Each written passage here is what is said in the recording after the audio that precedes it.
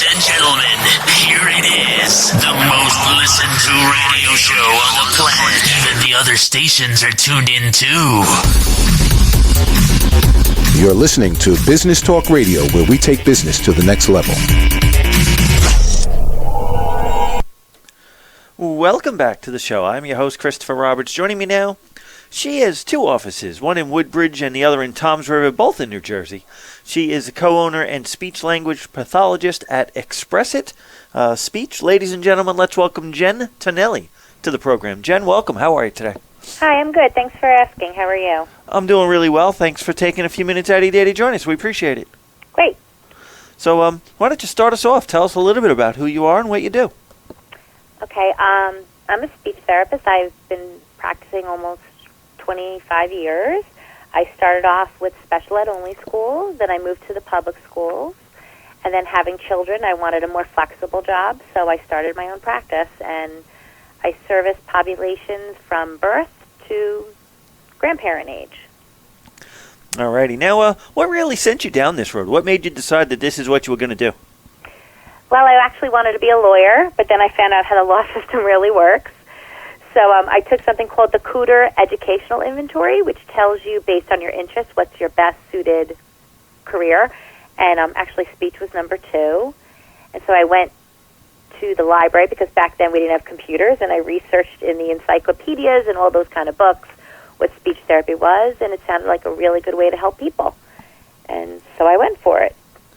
Alrighty. Now, what kind of background does somebody need to, be able to do what you do?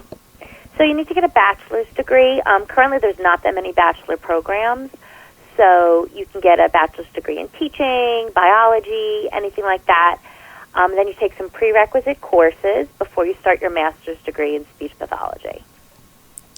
Alrighty. Now, when somebody reaches out to you for the first time, what do you think you see the most of? What seems to be your most dominant thing? Well, currently I'm doing a lot of young children, so those children who are age 1 to 3 or 4, who are just not talking yet, and the parents are concerned because their kids aren't communicating. But the cool thing about our practice and my background is we do a medical model of speech therapy, where we don't only just look at the speech, but we also look at all the oral motor musculature, which is your tongue, your lip, your cheeks, your jaw, and we see how they're working for eating and for talking. And we're finding that many of the young children who aren't talking, they're actually also not eating properly, and they're also not able to use their mouth properly, if that makes sense. Oh, actually it does. So now, why do your clients reach out to you as opposed to somebody else? Well, insurance helps a lot. We do take insurance, so we take most of the major insurance plans. So a lot of people will go to us because there's not that many people who accept insurance for speech therapy. It's a lot of private practice where they don't go through insurance. So that's one of our major reasons for getting calls. But also it's a lot of word of mouth. Once you start in a town, a parent's happy and they just pass it on and on and on. And I mean, I get calls back from people I saw 10 years ago referring me still. It's a very big word of mouth job, to say the least.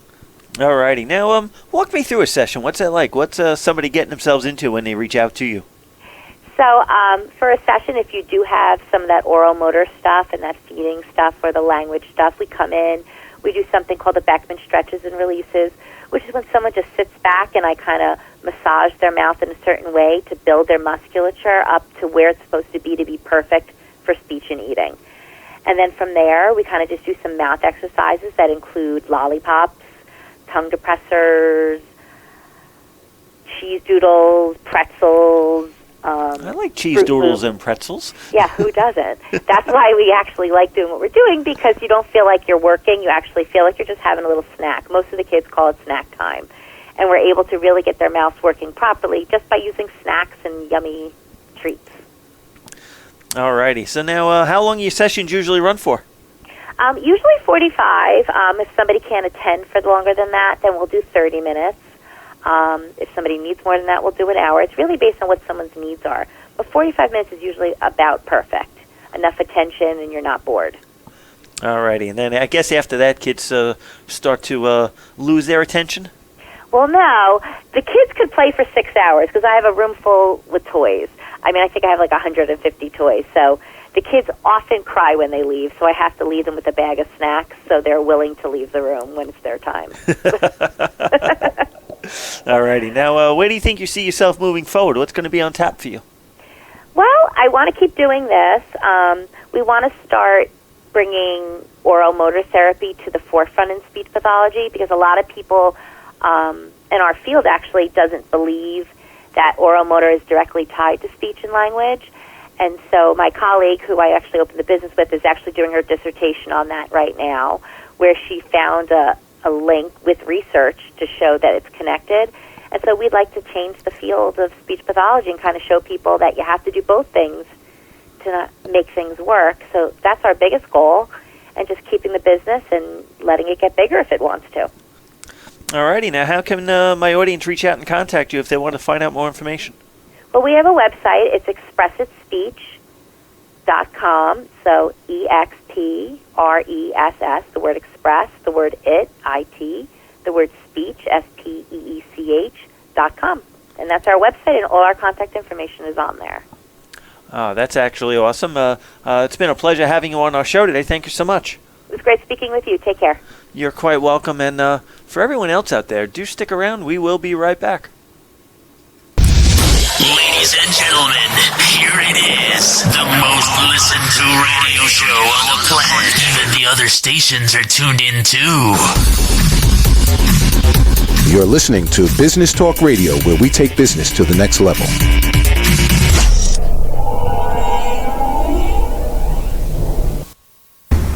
Okay, Simon, what are you wearing right now? Nothing. That's right. And what do people normally wear? Clothes. Exactly. So now Mommy's going to teach you how to dress yourself. Clothes keep us warm, they look good, and if we go out without them, the neighbors will talk. So it's important to know how to get dressed. Here's how it's done. Underwear always comes first, name tag at the back, then pants, then shirt. Get the first button in the right hole, or you have to start all over. If you're wearing a tie, it goes over, round, through, and pull tight. Tuck your shirt into your pants and zip up your fly. Socks going first, then shoes, right on right, left on left. With shoelaces, just take the ends, cross them over, switch the loops. The rabbit goes down the hole, pull tight, and you're left with bunny ears. I love bunnies. Good to know. Now remember, spots don't go with stripes, socks don't go with sandals, and if you've tucked in your shirt, wear a belt. Got it? Why are your pants on your head? Most parenting is hard to do in just 2 minutes. But spending just 2 minutes twice a day making sure they brush their teeth is easier and could help save them from a lifetime of tooth pain. For fun 2-minute videos to watch while brushing, visit 2min2x.org. That's 2min2x.org. A message from the Partnership for Healthy Mouths, Healthy Lives and the Ad Council.